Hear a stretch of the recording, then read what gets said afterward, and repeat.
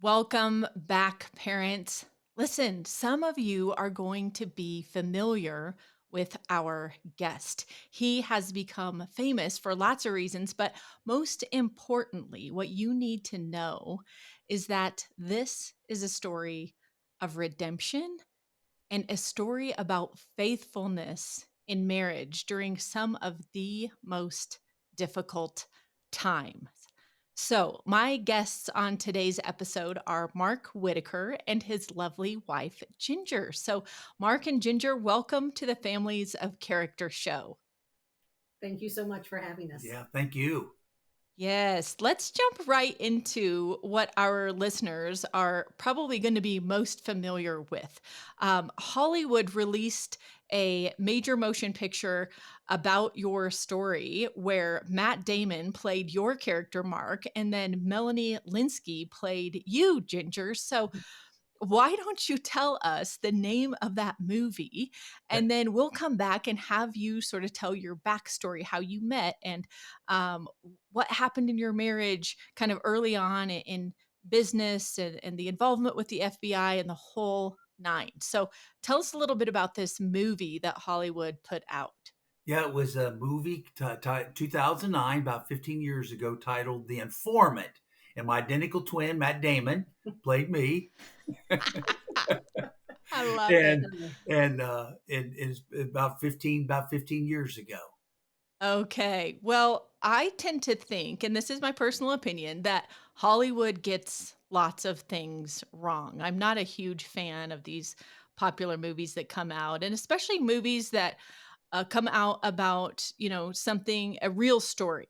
There tends to be lots of twists and turns, and they play to the audience. They want to get as many people to see the show as possible, so there can be some, distortions in the real story. And personally, I have seen the investigation discovery documentary about your story, where the two of you and the real FBI agents, the three of them that you worked with, were interviewed. And I prefer that one to this Hollywood flick anyway. So, um, Yeah, and what are your thoughts about the movie? by the way, the FBI agents, the three agents, did that documentary to combat Yes.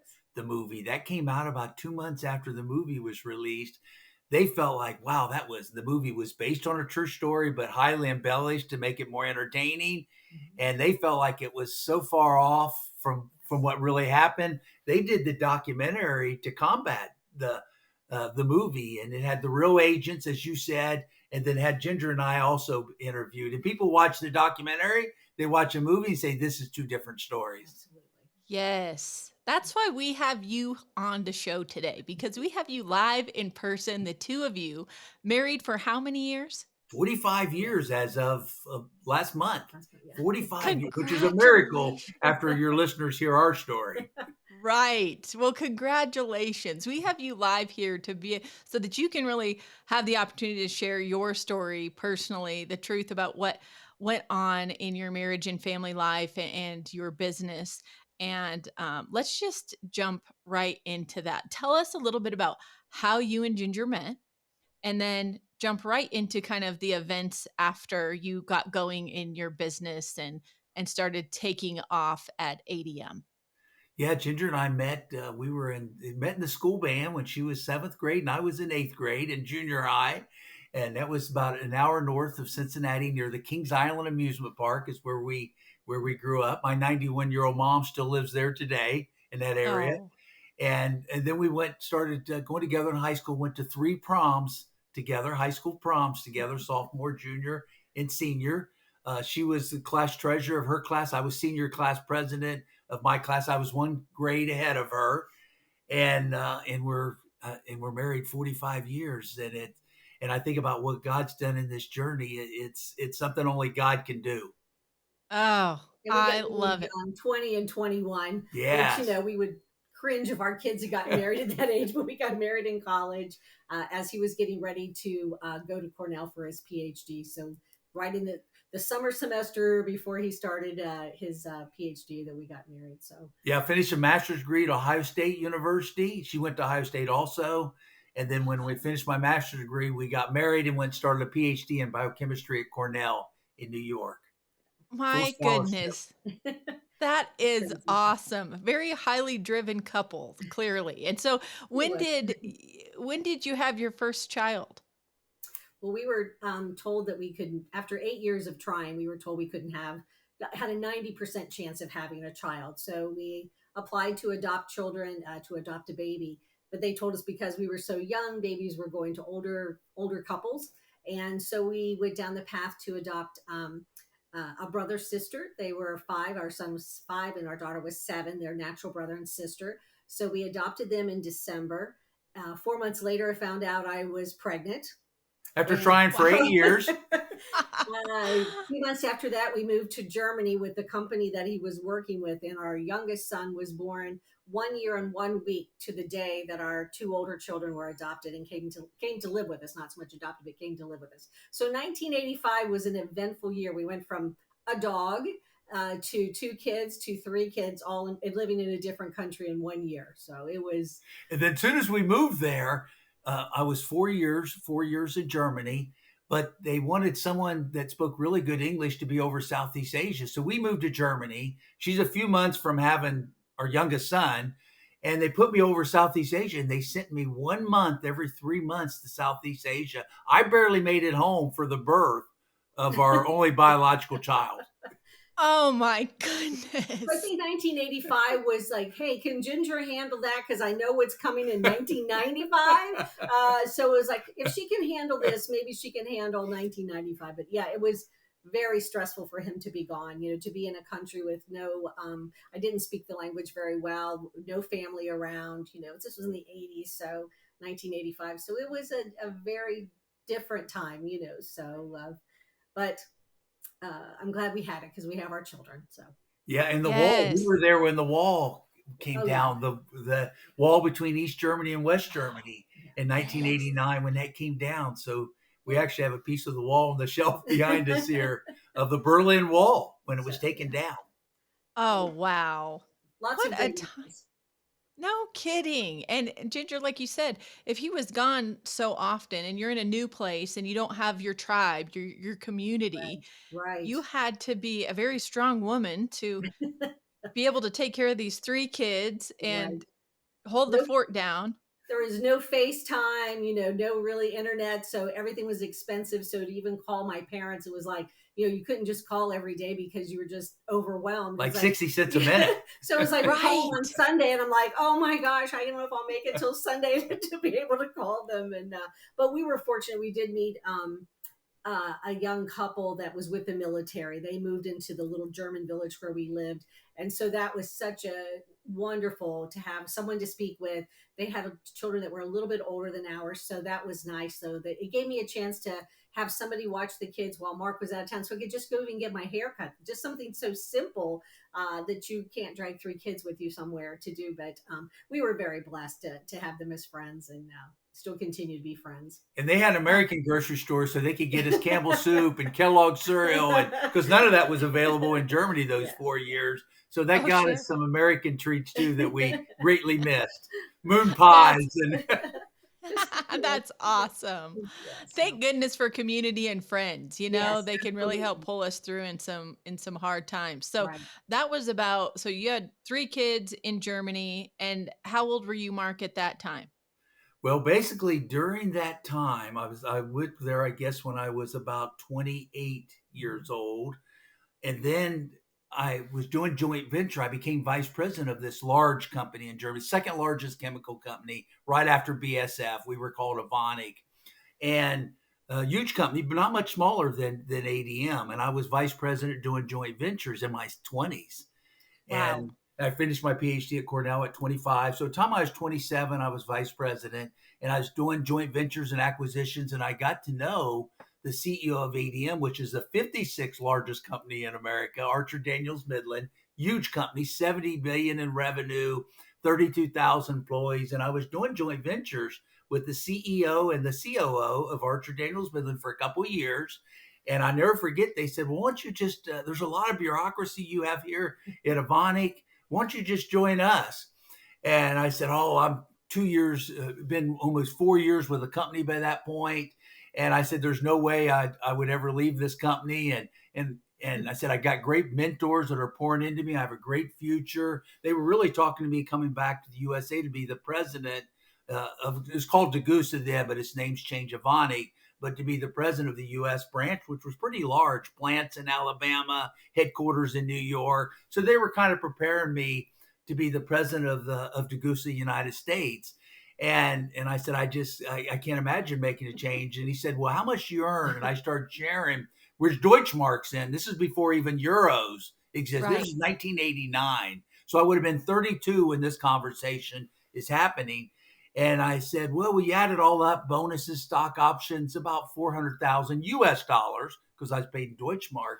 And he said, oh, I'll give you that. I'll give you that as your base salary, but I'll give you 10 times that in bonus. And I said, where do you sign? Uh, Whoa. and I remember coming home and telling Ginger, I said, we're going to be moved to Decatur, Illinois. She said, I thought we were going to stay in Europe longer. We're about 4 years there then. I said, no, this is an opportunity of a lifetime. We're joining a different company. I'm going to be a divisional president of the 56th largest company in America, corporate vice president of the whole company, a 71-year-old president, a 75-year-old CEO that are 40 years older than me. So I got plenty of room to grow. I said, I'm going to be the fourth ranked executive in the company. And I said, Ginger, this is an opportunity of a lifetime. She said, you didn't do it for the money, did you? Of course he did. Of course he did. It was about tenfold, with the bonuses and stock options. And I mean, we were earning about 2 or 3 million a year for the 8 years we were with ADM. And I tell you, I got addicted to every minute of that. Well, how could you pass that up? I mean, you're married, you have 3 children, you wanna provide a good life for them, you have this kind of fame, you're coming up in the ranks, and that's so difficult to pass up. I Yeah. don't know if you look where Decatur, Illinois is, nothing against the people that live there, but you're coming from outside of Frankfurt, near Italy, near Sweden, near all these beautiful countries, Switzerland, and you're going to the middle of, Illinois, where, it snows and where we moved, a little town called Mowequa was the most Beautiful. wonderful people in the world. I would love to just pick them up and transport them wherever we move because that is the most wholesome group of people. It was 1,200 people in the town. So we went from Right. living in Germany to coming to a 1,200 person Village. farming community, And So we lived in the mansion. It was like a castle because basically the CEO gave me a Falcon 50 my first week. So I had my own jet the 8 years that I was there. So I had my own plane. We ended up buying his home because he wanted to move to something smaller and him being 75 and us being 32. So we bought this. we didn't buy this. Let me just be very She clear. was still in I was Germany when still I in bought this. Germany and he's buying a home. And he calls me, he goes, I bought a house. And I'm like, oh, wow. I thought we were going to look at this together and at least see some things. He goes, no, it's 13,000 square feet. And I'm thinking, I have 3 kids. I have no means to clean 13,000 square feet with, all children under 10, at that stage. So like, oh, what's wrong with you? 8-car garage, 8-car garage, horse riding stables with an inside arena. I mean, this was a house that Bill Gates would live in. Wow. It was the biggest house kind of that whole, it was the CEO who founded ADM 100 years earlier. And then our CEO lived in it. So it was for a century, a CEO of ADM living in it. I thought, well, if you live in that house, you're eventually going to be the CEO of the 56 Right. part. And he gave me a startup bonus to help buy it. And I was only 3 weeks there. He had a huge startup bonus to be the down payment. So, I mean, I thought, wow, I've hit the lottery in this job. I bet. Yeah. And Ginger, you're going, well, I guess this is what we're gonna do. Pack I it know. up, folks. We're heading This is where we're to moving from our tall, skinny German house to this big rambling house. And it was a beautiful home. It had been visited by Abraham Lincoln on his way from Springfield to Decatur. It's a very Gorbachev. beautiful, one of those colonials with the big columns. It had an 8-sided barn, which is, one of the few standing left. I mean, it was just a beautiful home, absolutely beautiful, with so much history. It was just a lot for 30-year-olds, just right. so Even Mother Teresa visited there in Gorbachev. Oh, Mother Teresa, she's one of my favorites. Yeah. So you just wish the walls could talk, like Yes. what was said in here, what was said. So it was a Wow. different And I'm sure experience. at that point in your marriage and in your career, you're living in this massive mansion and this acreage and horses and cars, and you have no idea what is coming down the road. It's just like you're living in it and you're enjoying this, and this is a lifestyle that you might not have imagined, and then what happens? Well, basically, just it's important to mention this. We were not when I went 8 years of college, bachelor's, master's at Ohio State, PhD, Cornell. Never met one Christian professor. I'm just sharing about the secular universities, and probably worse now. This is 40 years Yeah, ago. yeah. Never met one Christian professor. Had plenty of them in the Ivy League at Cornell, especially in the sciences, which is about Darwinism, Big Bang theory, Mm, evolution. Everything. mhm. No God. I had plenty of them say, if you believe in God, you can't be a PhD scientist. I heard that so often. I started telling all my friends at Cornell that my parents are Christian because I grew up in a Christian home and they forced me to go to church as a youngster. And I started telling all my friends my parents are Christians because they didn't go to college and they don't know better.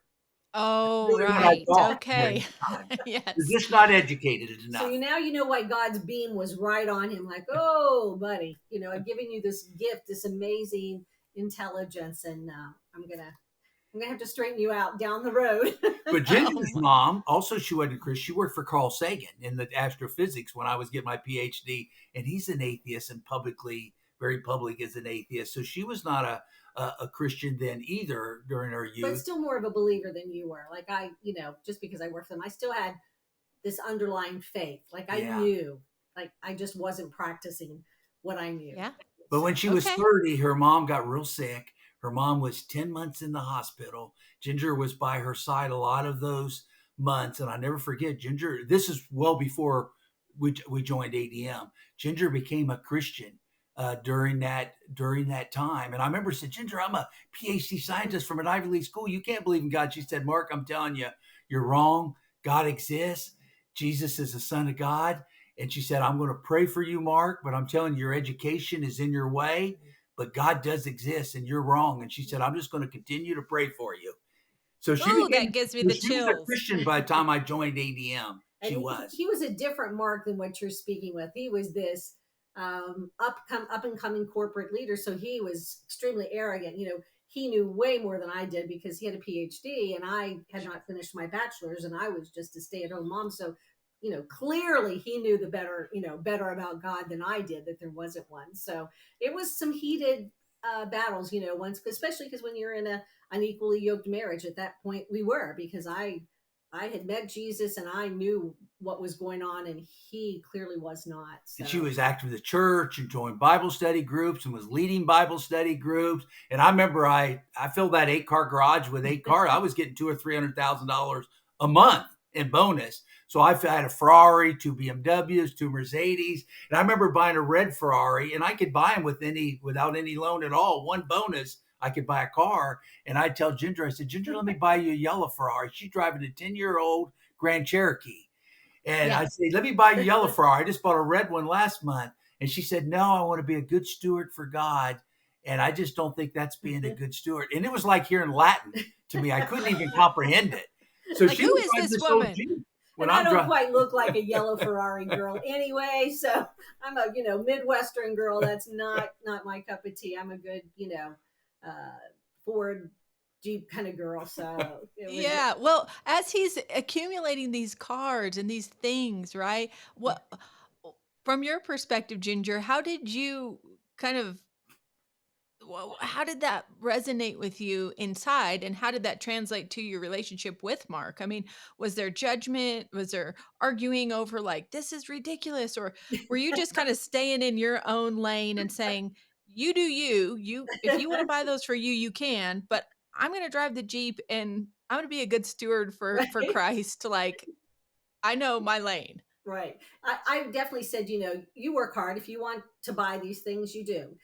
Do whatever you want to do. But my problem was that we had like a circular driveway, like literally a circle between the house and the barn, and he would put them all out there. Like, and we already had a big, wrought iron gate that you had to come in. I'm like, put those things away. Like, to me, it was like bragging. I didn't want him to do that. And, he allowed me to do things that I wanted to do to help things at church. Like I could do Well, I have a money for, van and well, we bought a van for the church. I could do things to help people in need. I could help my family that did not necessarily have as, we're not as blessed as we were at the time. My grandparents, I could do things for them. So I was blessed in a sense that he was making this great money, because I could use it to serve God, to help those in need, not just personally my own personal family, but other people as well.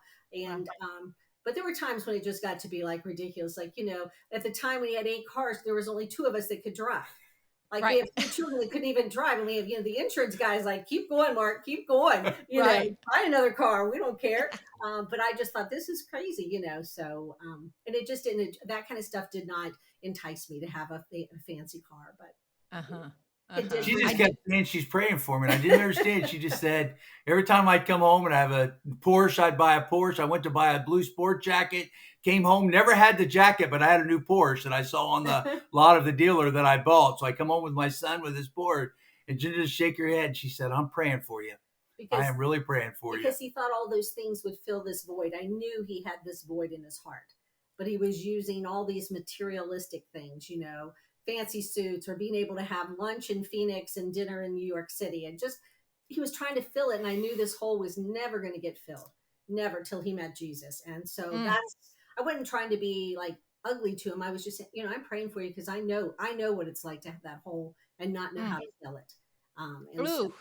he That was, gets me choked up because what I hear there is this empathy, this deep oh empathy. yeah. It's like you know Mark's heart, you know what he's about, and you've been there. You've had that same hole. So maybe you didn't fill it in the same material ways that Mark was filling it, but for you to have that awareness that that's where all this was coming from, and not to assume ill intent that Mark was just trying to wreck your family and put you Yeah. out there in front of everyone in an uncomfortable way you weren't okay with, but that you were saying this is just a hole that needs filled from a spiritual perspective instead of what he's seeking right now. But then also to be able to say, I'm praying for you. Just a little one liner, right? Like I'm praying for you.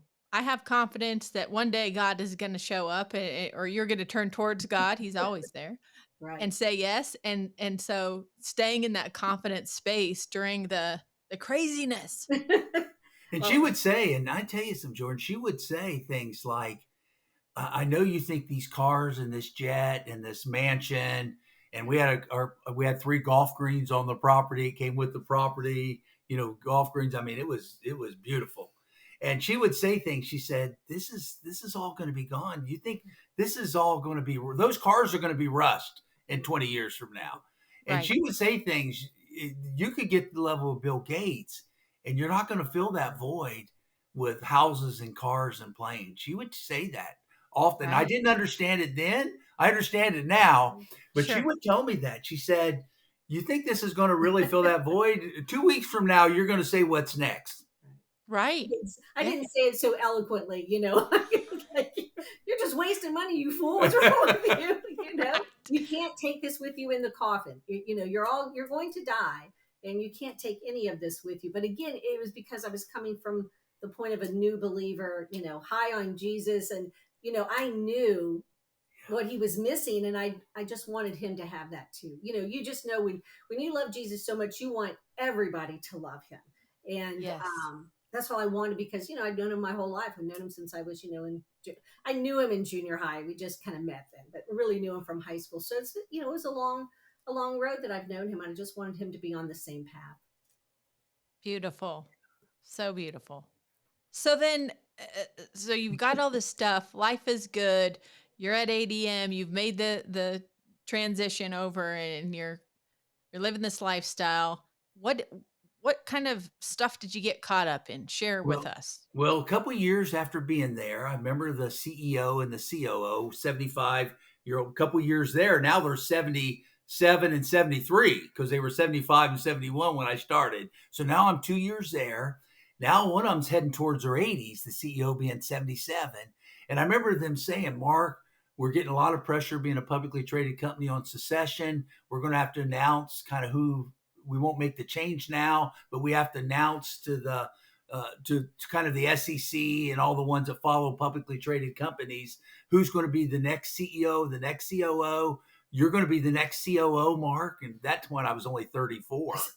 And said it won't happen for a couple of years, but we're going to groom you and mentor you. The CEO said they picked someone that's 10 years older than me, who's 44, to be the next CEO. And I thought he's even older than me. Eventually I can be the CEO with him being 10 Right. years older than me. So we're going to make the announcements. They put it on front page of Fortune magazine, me as the next COO. And I had it framed. And I mean, I was caught up in it. I'm going to be the next COO of a $70 billion 56th largest company in America.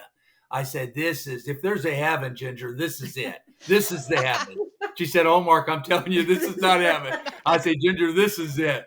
And so then a week or two later, that they announced that, and they said, Mark, then you're going to go from 3 million a year to 10 million a year. When this transition, you're going to be groomed and mentored to take this transition.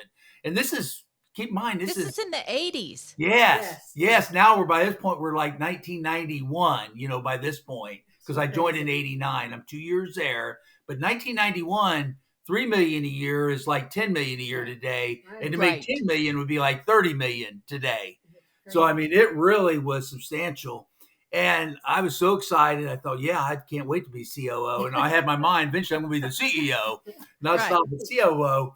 And then they said, but we got to start sharing with you how we're doing business, because there's some things we've not shared with you the 2 years you've been here. But now you're family. Now you're going to be a future CEO. You're going from divisional president to company president, but you got to be mentored for a couple of years before that happens.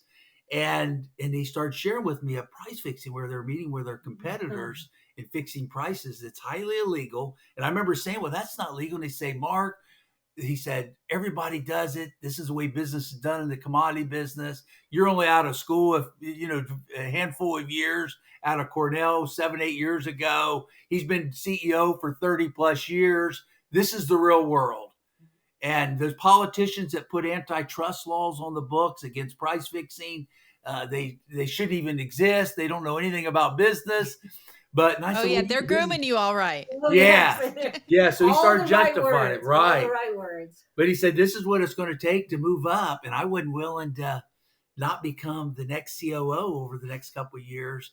And I said, I'll be mentored on that. I'll learn that. And he said, well, good, because you're probably going to eventually lead this. And he was talking about a cartel where you get together your competitors. It's highly illegal. You fix the prices of ingredients that go into all your listeners' foods. It's almost impossible to buy a food or beverage in the grocery store that doesn't have something from ADM in it. Largest food additive company in the world. You buy a Kellogg's cereal, those ingredients aren't made by Kellogg's. They're buying those ingredients, blending them to make a cereal or an iced tea or a beverage. And ADM are those ingredients. And so I started learning, I started mentored on it. And I remember about 7 months into it, this would have been 1992. I'm 7 months learning the price fixing, learning it well, knowing eventually I'm going to have to head it up, largest cartel in U.S. history. And I started telling Ginger about how the FBI agents are helping us in our company solve a problem that we have. And I said, it's interesting, even when I started at ADM, they had the FBI there. Decatur, Illinois is 80,000 people and 30,000 work for ADM. So it's like a company town. So the FBI is mostly helping ADM because it's the biggest thing in town. It's like a company town. And I said, it's interesting how the FBI are helping on these little things. And we got this huge case right under their nose. It's been going on for 12 years. 12 years. She said, what kind of case? And I said, well, they've been doing it 12 years. And I'm learning 7 months now. They brought me into it because now I'm part of the family, quotation mark family, like the mob. I said, I'm part of the family now. And so they're teaching me how to do it because our CEO's 77 now. And she said, well, is it legal? And I said, well, it's not legal, but everybody does it. They told me in the commodity business, the same thing I was told. I'm telling her. And she said, well, if it's not legal, how can it be right? She said, that just makes no sense. She said, what is it? I said, we get together our competitors, fix the prices of a lot of ingredients that go into foods and beverages. And she said, how much the company earn? I said, they make hundreds of millions, sometimes $1 billion a year for 12 years in a row extra through this process, through this scheme. And she said, Mark, that's theft. That's outright fraud. She said, who pays it? I said, well, basically someone buy $50 worth of groceries. They pay $4 or $5 extra. That's it. $4 or $5 extra because they're paying higher for those foods. Because when Kellogg's pays higher for the ingredients, the consumer pays that. They have a Right, they have to pass that on. right. So the consumer's paying this, not the food companies. And and she said, Mark, that's an outright fraud. She said, I can't believe you did that. She said, I'm thinking about my grandma who's on $800 a month Social Security, and her biggest bill is her grocery bill. And we live in a mansion flying around on a plane, and she's paying for this.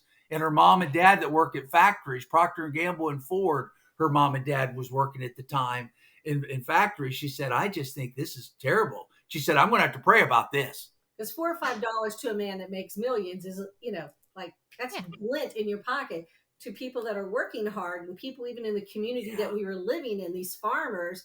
Hey, that's the difference between a couple gallons of milk or a loaf of bread or things that they might have to put back. So that's where it got me. It just really like her grandma and $800 a month. That makes a difference. Right. That does.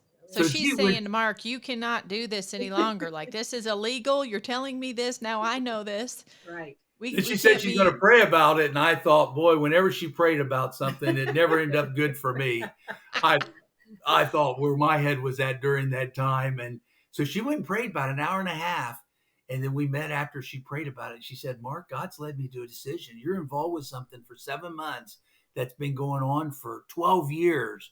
What a perfect time to expose this fraud. We have to take this fraud to the FBI's working your company anyway. We have to bring this fraud and expose it. And she said, if you don't do it, Mark, I'm going to do it for you because I'd rather be homeless than live in a house where illegal activities occurring. And she was adamant. And we argued for a couple hours, probably one of the biggest arguments we've had in our marriage. And she said, Mark, I'm not backing down. We're going to expose it. We're going to do it today. Well, it wasn't because I knew I had been praying and I heard, you hear, it's not like you're hearing with your ears, but you hear with your mind very clearly from the Holy Spirit say, this must stop. That's all I heard. And I thought, okay, he's been very clear. Like, it's not like I didn't hear anything that I could maybe like, well, I prayed, I'll get for some, it was very, very clear.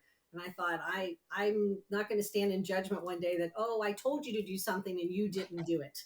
Her Bible study was in the book of Esther that week. Oh, yes. I love it. Again, God's very good at where you're at and when things happen. So, to me, it was very clear it needed to stop. God had said, whatever had to be done, had to be done. Again, we were young and naive. If we had been older, maybe we would have thought about it, not changed our mind, but maybe went about it a little differently. Maybe would have had an attorney with us because we'd never had anybody in our family even get a speeding ticket or anything. We had no idea how. We just thinking if we go to the FBI, we'll tell them about this crime. They'll tap phones and send their guys in and, we'll just come home. And that's not how it proceeded to happen. But I'll let you tell the next one. Yeah, we said 4 hours with the FBI. And I can remember in the beginning, I'm kind of he and hauling around, and what are we here for? And I said, you got all these drug dealers in Decatur. I don't feel safe here. I'm divisional president of one of the biggest companies in the world. And I don't feel safe here. You surely got a lot more important things to do than talk to me. I'm trying to get them a different direction. He said, well, what are we here for? And then Ginger said, well, Mark just told me about a big fraud. He said, a big fraud? What's going on? And I said, you got all these drug dealers in Decatur, Illinois. Again, I tried to deflect. And she said, it's a huge fraud. She said, it's hundreds of millions of dollars, sometimes $1 billion a year fraud, and been going on for 12 years. And so she told all the truth, that everything I shared with her like that 2 hours before. And after 4 hours, we had a choice. I either had to be arrested or I had to start going after the kingpins, wear a wire that they could go after the kingpins, the ones that were teaching me and training me, and that started at 12 years earlier. And they told us it would only be 6 weeks. They thought in 6 weeks they would have enough information because they could not insert anybody into ADM at Mark's level. He was so high up, they couldn't just all of a sudden put a vice president, whoever, undercover agent. And because he had access to the company planes, the executive dining room, to all these meetings, he was the only person that could do this. Just logically, he could only person could do that. And I must say that it's another thing that at this point I knew Mark's heart, because if he wanted to not go to the FBI. He could have stood his ground and said, "Look, you don't have any information. You don't work at ADM. You could have just made all this stuff up. Could have had me put in a psych unit. I mean, he could have had a lot of things. He could have went to ADM and said, "Look, I made the mistake and told my wife, and now I need to make sure she's quiet." I mean, he could have done that, but I think Sure. in his heart of heart, he knew what they were doing was wrong, and he didn't want to do it. He wanted to work in the business that he came to work in.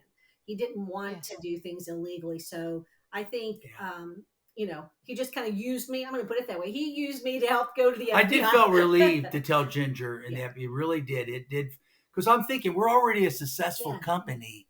Why do we have to Right. cheat to be? We were debt free, 5 billion in cash, the company, and 70 billion in revenue. yeah. It was going to do fine and profitable without cheating. Right, absolutely. Right. Yeah.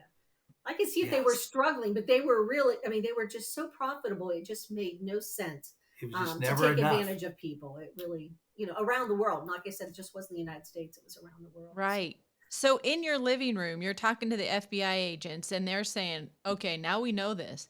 We've got to either take you in and arrest you tonight or you have to agree to be the informant." Yes, yes. So I started wearing a wire. They met me 6 in the morning, two different agents the next morning, shaved my chest, put two microphones on my chest, had a tape recorder on my back with an athletic band wrapped around my waist to hold it. The equipment 30 years yeah, ago is not near what it would be yeah, today, because I'm this sure. is 33, 34 years ago. long time. This would have been 1992 by the time I'm wearing a So 22 wire. years. And they had one in a briefcase, one in a notebook, three different tape recorders in case one of them broke or stopped getting information. The other two would continue to record. And after about 6 weeks, someone was on one of the people I was taping during a price fixing meeting said, "Oh yeah, we do this on citric acid, and we made 250 million on it last year." Became a second case. Then someone would brag about doing on lactic acid. It became 11 different products, 11 different cases, and I wore a wire every day, Monday through Friday, 10 hours a day for 3 years. Three Oh years. my. Wanted them to And shut. the only people that knew about it was you and Ginger. Did your Yeah. kids know about this? Did anybody in your friends and family? This had No, to be secret, right? Yeah. no. The only one would be our youngest son. Our two older kids were at private schools, and he knew that something was off. I mean, he was little at that time, And but he saw the FBI around some. He would only have been about 6. He's 38 now, I'll tell you how long that is. But he was about 6 at oh, that wow, time yeah. when I'm wearing a wire, 5 or 6.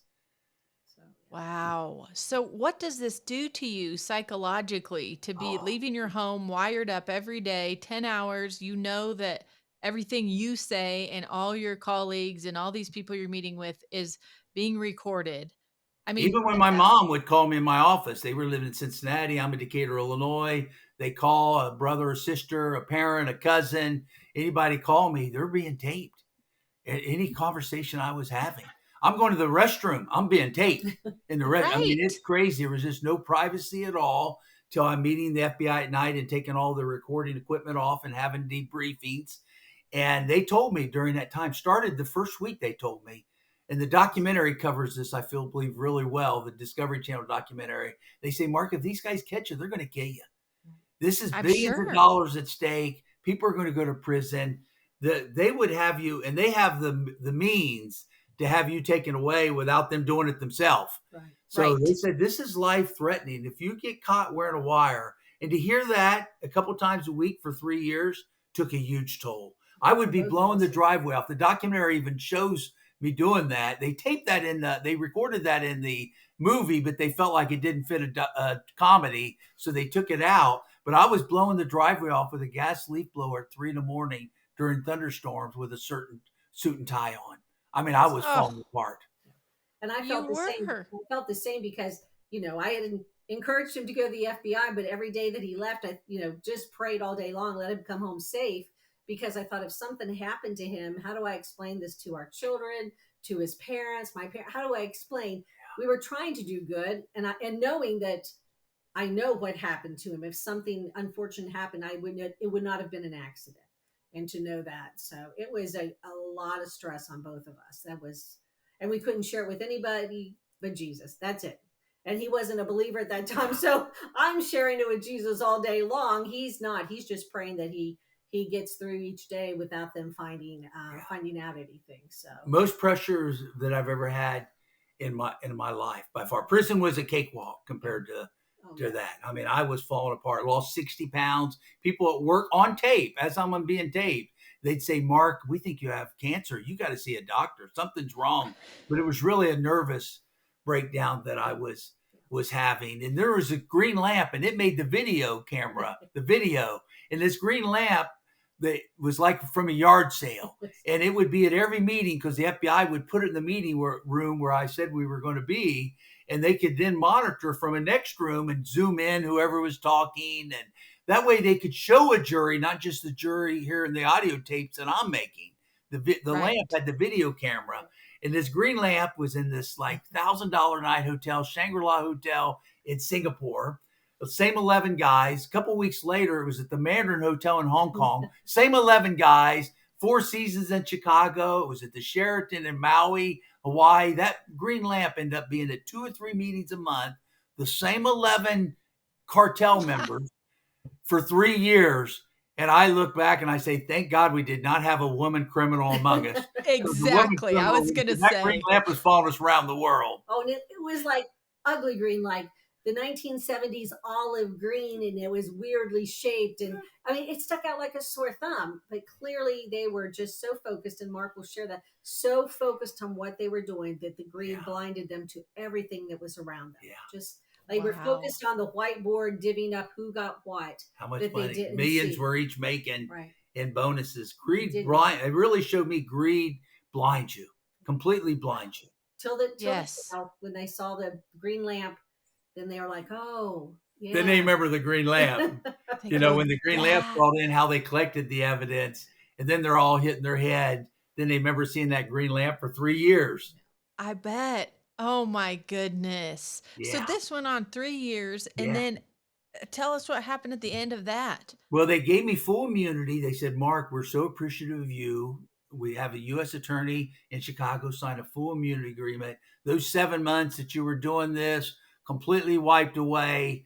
That Okay. you're never going to do one day at jail. You risked your life. You are covered. Now, the last couple weeks when they said, Mark, we've got 3 years of evidence now. We've got everything we need. We're going to send about 70 agents and do a raid at ADM. And we're even going to raid your office to protect you, to make you look Sure. like you're a defendant. So if we don't raid your office, they're going to think, wow, he must be involved with the Yes. FBI. So we're going to protect you. But they said, Mark, this is when you got to tell us.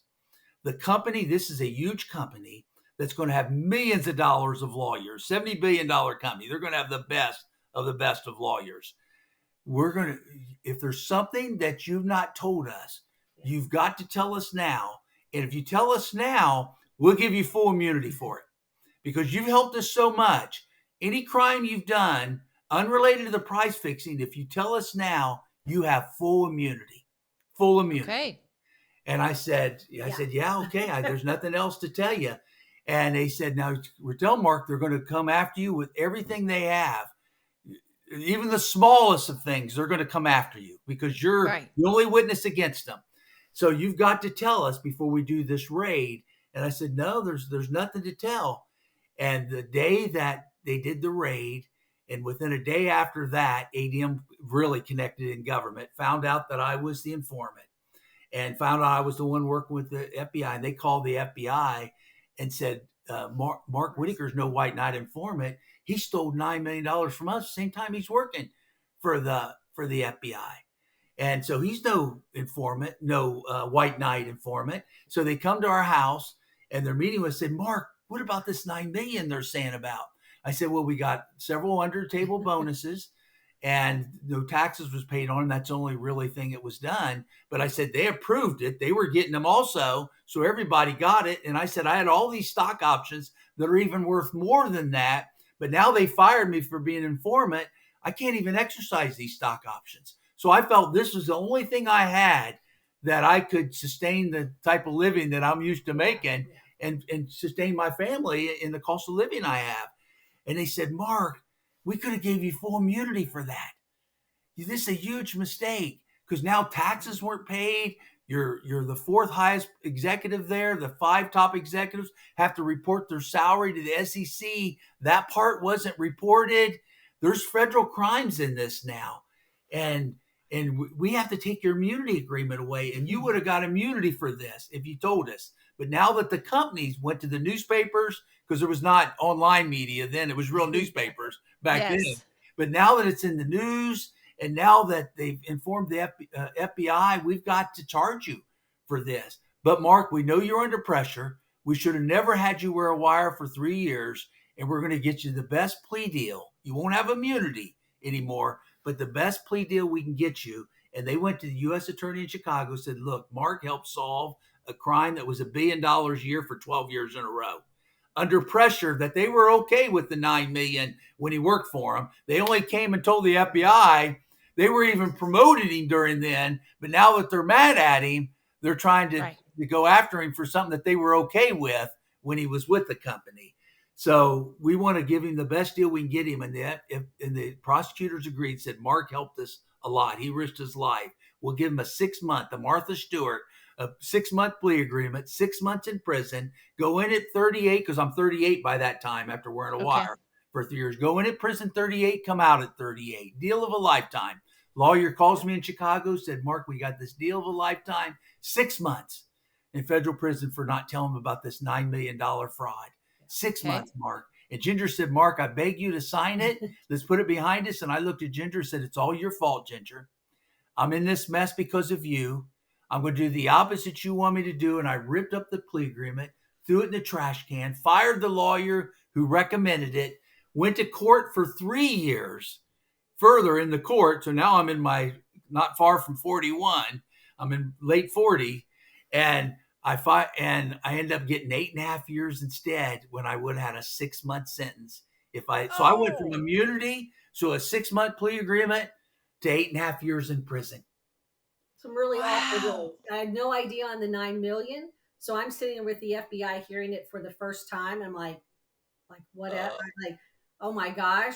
And then when he tears up the agreement, I'm like, and blame her. I'm going to kill you. I mean, it just might be easier. Just divorce is, as I've said before, divorce is not an option, but murder is, because you just keep doing stupid stuff. It was just one thing after the other. He was his own worst enemy. But she kept saying, I'm praying for you. I'm praying for you. I mean, I heard that 4 or 5 times a day. She said, I'm praying for you, Mark. I'm really praying for you. And I said, prayers aren't doing anything. She said, well, Mark, because you're making impulse reactions, you're relying just on yourself.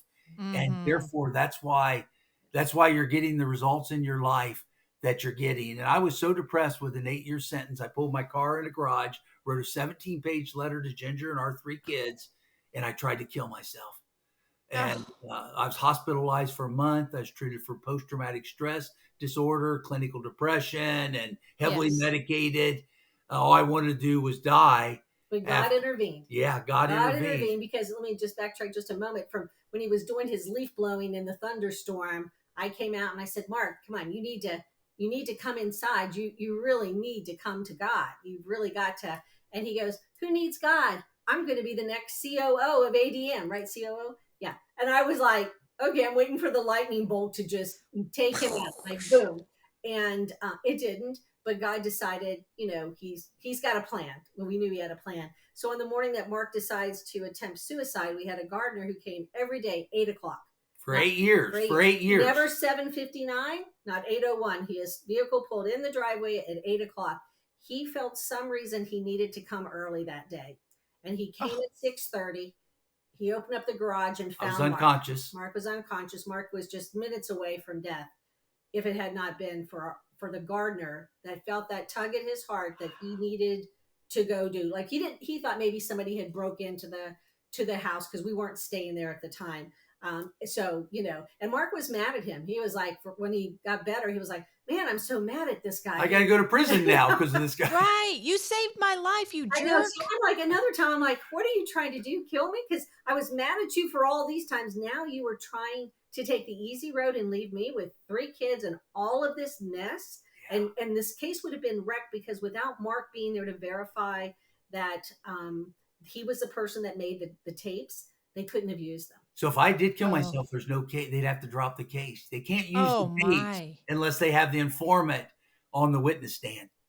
So that's why during this Wow. whole time they really tried a lot of lots of intimidation, following us in big black SUVs, following our kids on the school bus, suing our family members, anybody that we wrote a check to. There was just so many things that they did. Checking, they went all the way back trying to check if Mark had ever had an affair, all the way back to college. They couldn't find anything. They were so mad because they couldn't find any dirt on And him. they were at a chiropractor's office in Greenville, South Carolina, and Talking she to had a someone. $10,000 check where we helped put a down payment on a house.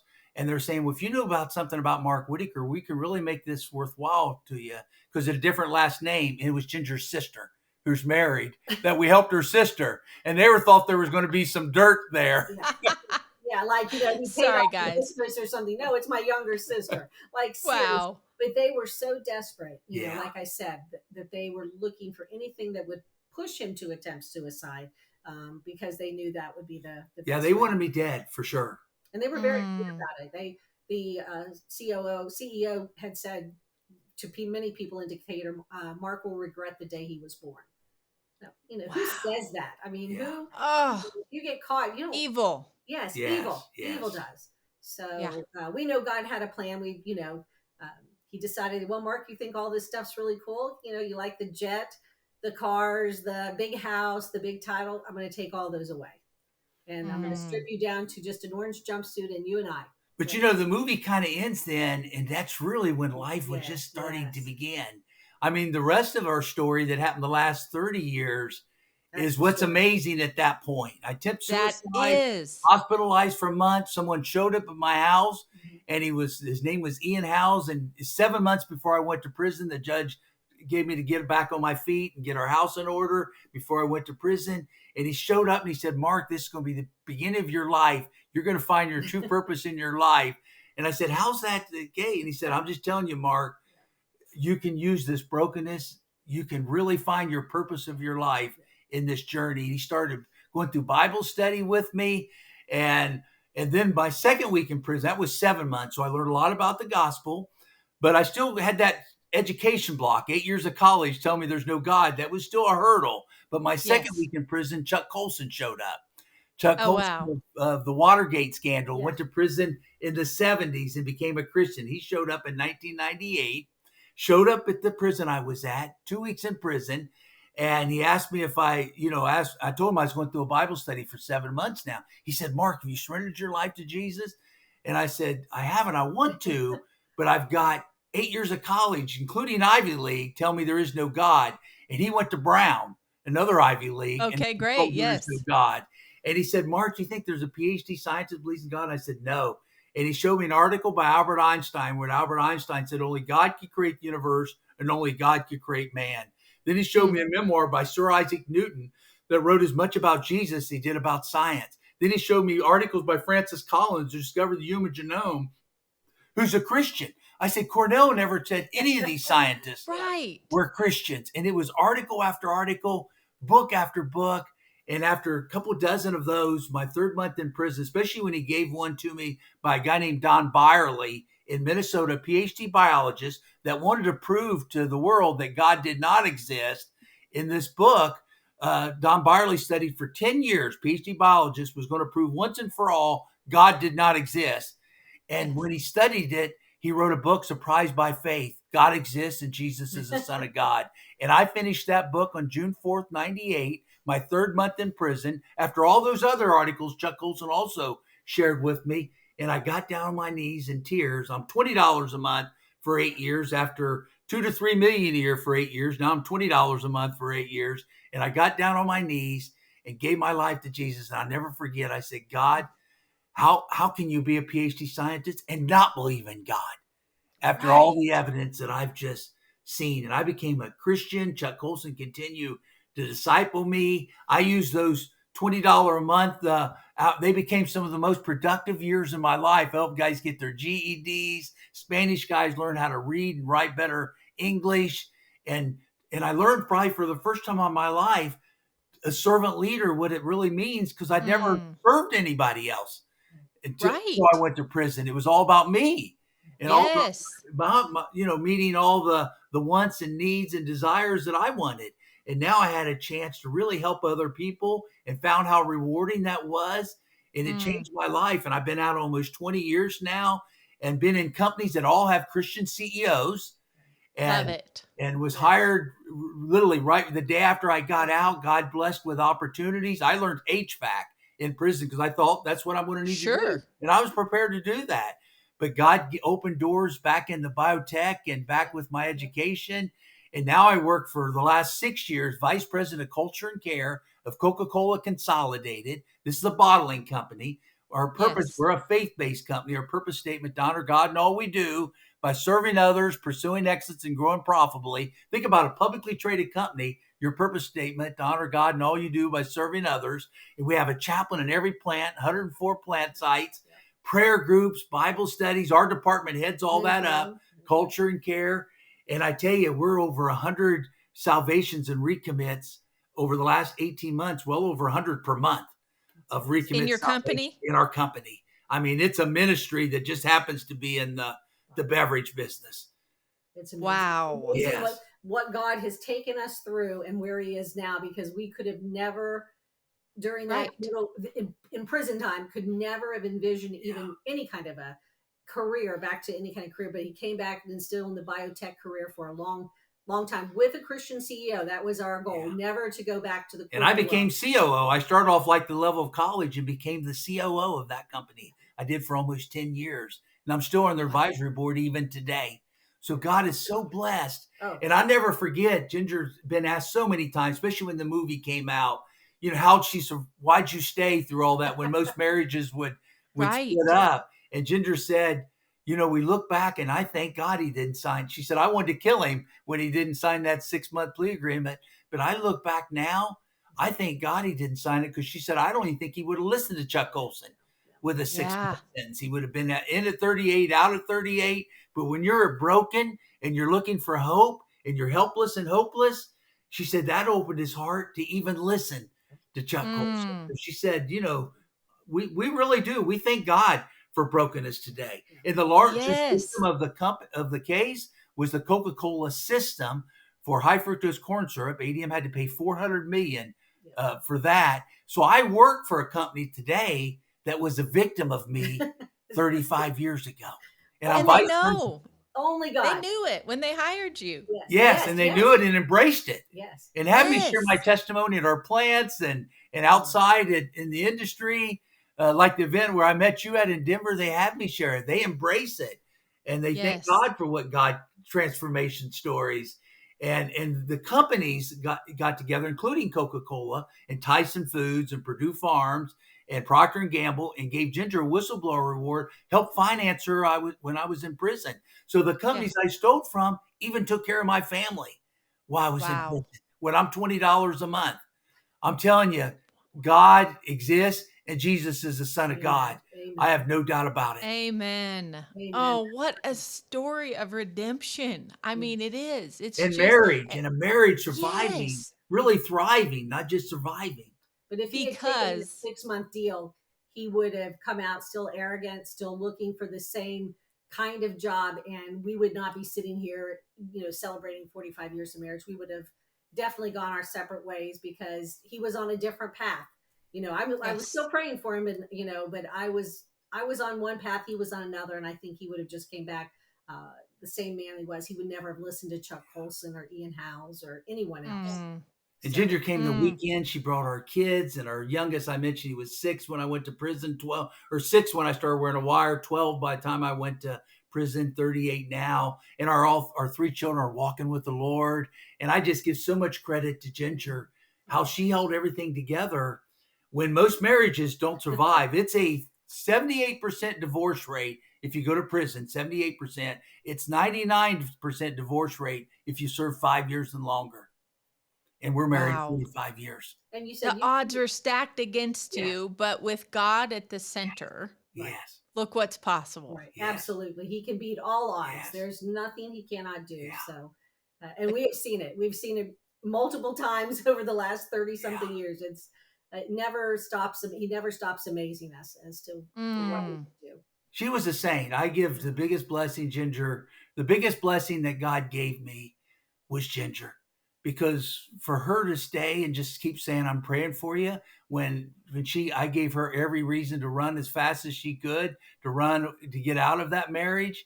She just kept saying, "I'm going to keep praying for you." And think about it. She became a Christian at 29. I became a Christian at 40. For 11 years, she just kept praying for me. Guys, We this were is a married lesson in praying for your spouse too, right? absolutely never, never stop praying for your spouse or your children or anyone. Just continue the prayers. But I think what helped us is that we had been married for a number of years before this all happened. We had our three children. We had this kind of solid foundation, and we both believed, for better or worse. I married him as a PhD student, not knowing what life was going to be. He, didn't know what lie ahead for me. So, we just took it really serious. This was for better or worse. And Mhm. we've experienced some really bad times, but nothing, even though it was a bad time for us, it's nothing compared to what other people have gone through. There's, people sitting at St. Jude with their children. Their families are in Afghanistan fighting for us and never know. The police officers that put their lives on the line every single day, the first responders. So that's completely different. Mark was safe. He was safe inside of a prison. Probably safer It was than the wearing a wire. that was the Sure. safest place he was. I knew exactly where he was and what he was doing. Right. So we don't take for granted that, what was a hard time for us. It was just a valley that we had to go through, and we came out the other side because God was with us the whole time, guiding us. So I don't Absolutely. give credit only to God. There's nothing that I did. I couldn't have got up each day had I not had Jesus. I would have tucked my tail and ran had I not had Jesus. I agree. I agree. This is such a lesson in obedience to God as well, because Ginger, when you heard that message, this has to stop, Yeah. you corresponded to that message from God. And so many times we could be, so busy in our lives that, first of all, we don't stop to listen for that spiritual guidance. But then, even sometimes we hear the voice, or we hear that spiritual message that's directed towards us, and we kind of go, I know that's what you're saying, and I'm going to choose this instead. So, Right. the obedience on your part, and then your gardener's part. Oh, That was such a little gem of the story. Like, okay, get up. You got to go over to the At Whitaker's right. 6:30 house at when you show up at 6:30. 8 o'clock each day. I mean, it's just God showing up every Yeah. place. God showing up in Ian House knocking on our door. Chuck Chuck Colson. Colson, the numerous people that Yeah. he met in prison that were really deeply biblical. I mean, there Yeah. were men that knew the Bible inside out. They'd made some bad choices, but they then poured into Mark, and the people that Mark poured into, those were all God's design. He designed every place where Mark was supposed to be. And God was good. I had to go back to school at 40, finish my degree in psychology and education.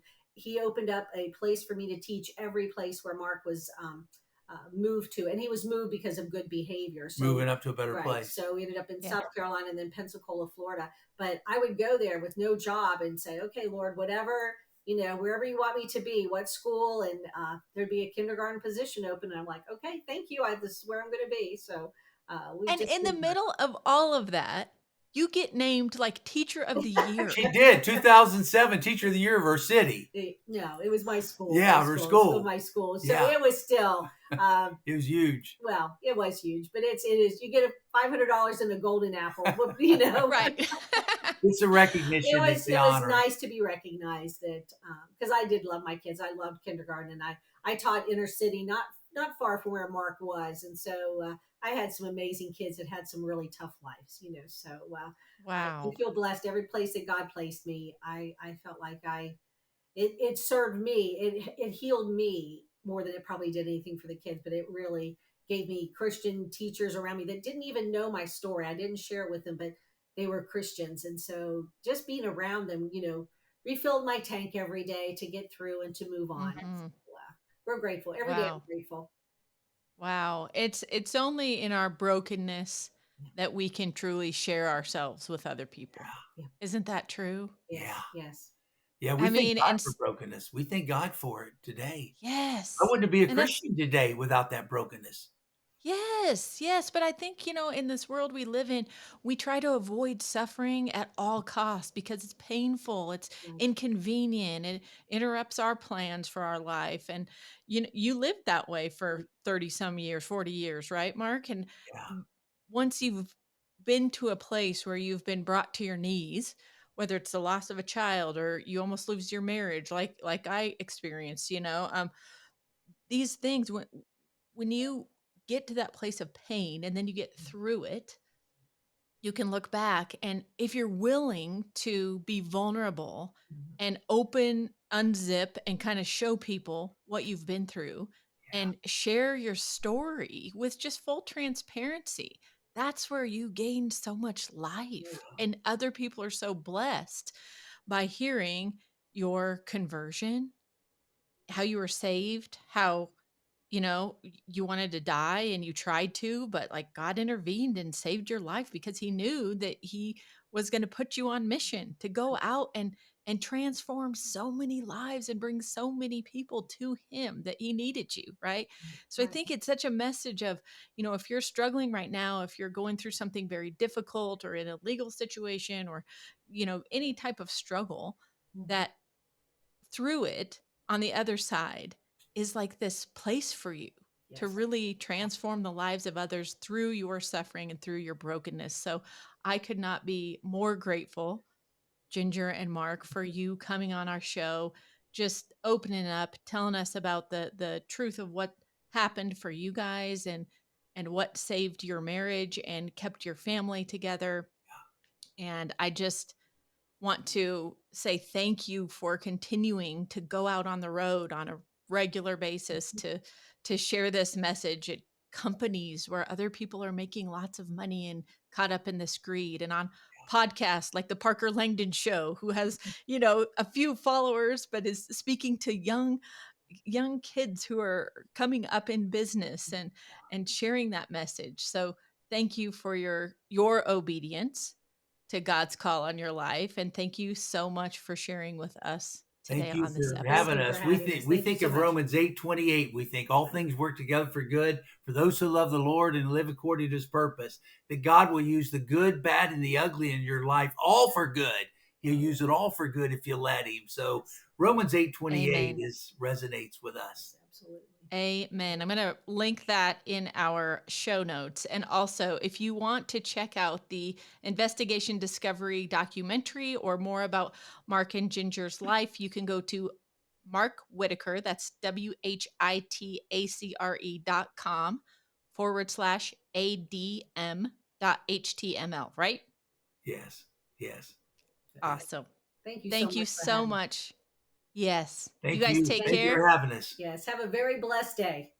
We'll be in touch. That's for sure. This won't be the last conversation we have. All right. Thank you. Thank you.